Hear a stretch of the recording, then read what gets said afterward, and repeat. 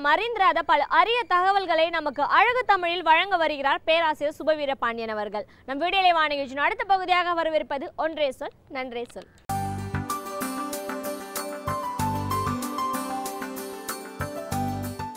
அண்மை காலமாக ஐஐடி என்று சுருக்கமாக அழைக்கப்படுகிற இந்தியன் இன்ஸ்டிடியூட் ஆஃப் டெக்னாலஜி என்னும் நிறுவனம் பற்றிய பல விவாதங்கள் வெளிவந்து கொண்டிருக்கின்றன. அம்பேத்கர் பெரியார் படிப்பு வட்டம் என்றும் ஓர் அமைப்பு அங்கே இருக்கக்கூடாது என்று தடை விதிக்க அதை ஒட்டி நாடு முழுவதும் அதற்கான எதிர்ப்புகள் எழுந்தன என்று நாம் பார்த்தோம்.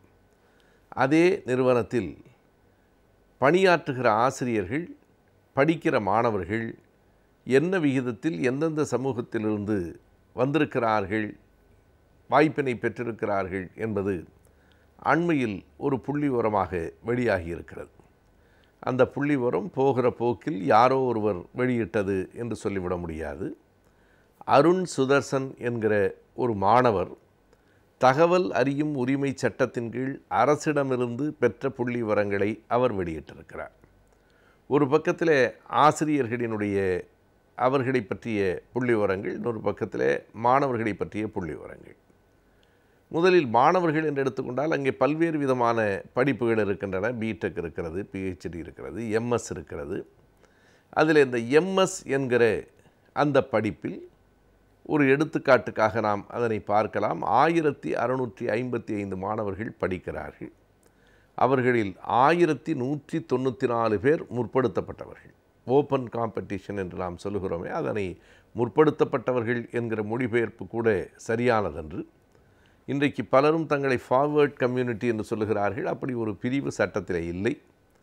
எஃப்சி என்று யாரும் தங்களை சொல்லிக்கொள்ள முடியாது.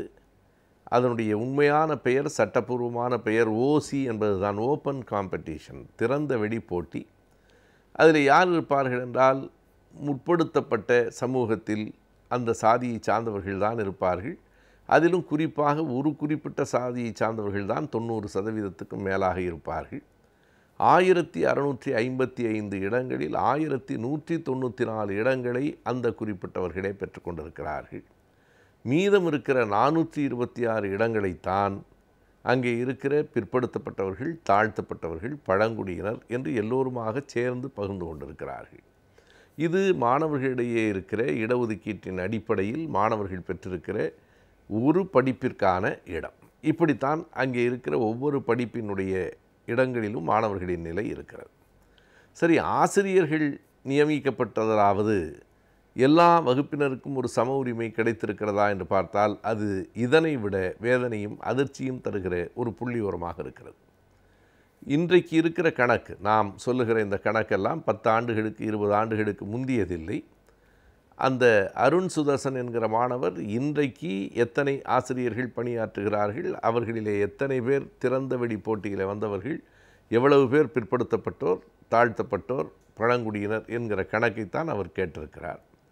அந்த கணக்குப்படி இன்றைக்கு அந்த ஐஐடி நிறுவனத்திலே பணியாற்றுகிற ஆசிரியர்களின் மொத்த எண்ணிக்கை 483. ஆசிரியர்கள் என்று சொன்னால் அவர்கள் உதவி பேராசிரியர்கள், இணை பேராசிரியர்கள், பேராசிரியர்கள் என்கிற 3 வகைகளில் இருக்கிறார்கள். 3 வகைகளிலுமாக சேர்த்து மொத்தம் பணியாற்றுகிற ஆசிரியர்களின் எண்ணிக்கை 483. இந்த 483இல் பிற்படுத்தப்பட்டவர்கள் எவ்வளவு பேர் என்று பார்த்தால் வெறும் 7 பேர் தான் இருக்கிறார்கள். ஏறத்தாழ 50% பிற்படுத்தப்பட்டோர், தாழ்த்தப்பட்டோருக்கு இடஒதுக்கீடு என்று சொன்னால் 200க்கும் மேற்பட்ட இடங்களில் ஆசிரியர்கள் பிற்படுத்தப்பட்டவர்களாக, தாழ்த்தப்பட்டவர்களாக இருந்திருக்க வேண்டும். ஆனால் 483 பேர் பணியாற்றுகிற இடத்தில் 7 பேர் மட்டுமே பிற்படுத்தப்பட்டவர்கள், 10 பேர் மட்டுமே தாழ்த்தப்பட்டவர்கள், ஒரே ஒருவர் பழங்குடியினர். ஆக மொத்தம் 18 பேர். 18 பேரை தவிர்த்து மீதம் இருக்கிற 465 ஆசிரியர்களும் முற்படுத்தப்பட்ட சாதிகளிலிருந்து வந்திருக்கிற, திறந்த வெளி போட்டியிலிருந்து வந்திருக்கிற ஆசிரியர்கள். எனவே இங்கே சமூக நீதி என்பது அடியோடு அடிபட்டு போயிருக்கிறது என்பதை நாம் அறிகிறோம். இந்த புள்ளி விவரங்கள் அரசே தந்திருக்கிற புள்ளி விவரங்கள், நாளேடுகளிலே இந்த விவரங்கள் வெளியாகி இருக்கின்றன. எனவே 483 பேரில் 465 பேர் ஒரு குறிப்பிட்ட சில சமூகங்களை சார்ந்தவர்கள். அந்த 465 பேரில் ஏறத்தாழ 450க்கு மேல் ஒரே ஒரு சாதியை சார்ந்தவர்களாகத்தான் இருப்பார்கள் என்பதை நாம் அறிவோம். எனவே சமத்துவமே இல்லாத, சமூக நீதியே இல்லாத ஒரு கல்வி நிறுவனமாக அது இருக்கிறது என்பது இன்றைக்கு வெளிப்படையாக தெரிந்திருக்கிறது. இப்போது தான் நமக்கு இன்னமும் தெளிவாக புரிகிறது, இப்படிப்பட்ட அமைப்பில் அம்பேத்கர், பெரியார் படிப்பு வட்டங்கள் தடை செய்யத்தான் படும் என்பதும் கூட. ஆனால் அங்கே 27% பிற்படுத்தப்பட்டவர்களுக்கு இடஒதுக்கீடு வழங்கப்பட வேண்டும் என்று மண்டல் அறிக்கையின் பரிந்துரையின் அடிப்படையில் 2006 ஆண்டு ஒரு சட்டம் பிறப்பிக்கப்பட்டது. அன்றைக்கு அர்ஜுன் சிங் மனிதவளத்துறை, அதாவது கல்வித்துறை அமைச்சராக இருந்தார். அப்போது நாடு முழுவதும் எதிர்ப்புகள் எழுந்தன. யாரிடத்திலிருந்து? ஐஐடியில் படிக்கிற அந்த முற்படுத்தப்பட்ட சாதி மாணவர்களிடத்திலிருந்து பெரிய எதிர்ப்புகள் எழுந்தன. 27% பிற்படுத்தப்பட்டவர்களுக்கு இடஒதுக்கீடு கொடுக்கக்கூடாது என்று போராட்டங்கள் நடத்தினார்கள். அர்ஜுன் சிங் அமைச்சரினுடைய குடும்பாவிகள் கொளுத்தப்பட்டன. இவை எல்லாவற்றையும் தாண்டி இன்னொரு பெரிய செய்தி என்ன என்றால், 27% பிற்படுத்தப்பட்ட மாணவர்களுக்கு கொடுக்கப்பட்ட இடஒதுக்கீட்டை கண்டித்து அதே ஐஐடியில் இயக்குநராக இருந்த இந்திரேசன் என்பவர் வழக்கு தொடுத்தார். அவர்தான் 1979 84 வரைக்கும் அந்த நிறுவனத்தின் இயக்குநராக இருந்தவர். எனவே ஒரு முன்னாள் இயக்குனர் அந்த நிறுவனத்திலே 27% இடஒதுக்கீடு கொடுக்கக்கூடாது என்று வழக்கு தொடர்ந்தார் என்று சொன்னால், அவர் இயக்குநராக இருந்திருக்கிற காலகட்டத்தில் எப்படி செயல்பட்டிருப்பார் என்பதை நம்மால் புரிந்து கொள்ள முடிகிறது. எனவே 27% கூட பிற்படுத்தப்பட்டவர்களுக்கு இடஒதுக்கீடு தரக்கூடாது என்று போராட்டம் நடத்தி, அதன் பயனாக இன்றைக்கு ஐஐடி தமிழ்நாட்டிலே மட்டுமல்ல, இந்தியாவில் பல இடங்களில் இருக்கிற எல்லா நிறுவனங்களிலும் நிலை இதுவாகத்தான் இருக்கிறது. எனவே மக்களினுடைய வரிப்பணத்தில், அதுவும் 1-2 அல்ல, மக்களினுடைய வரிப்பணத்தில் மிக பெரும் பகுதியை மத்திய அரசு இந்த கல்வி நிறுவனங்களுக்கு கொட்டி கொடுக்கிறது. அவ்வளவு வரிப்பணத்தில் நடைபெறுகிற அந்த ஐஐடியில் படிக்கிற மாணவர்களெல்லாம் ஒரு குறிப்பிட்ட ஒரு சாதியை சார்ந்தவர்களாகவே இருப்பது என்பது என்ன நியாயம்?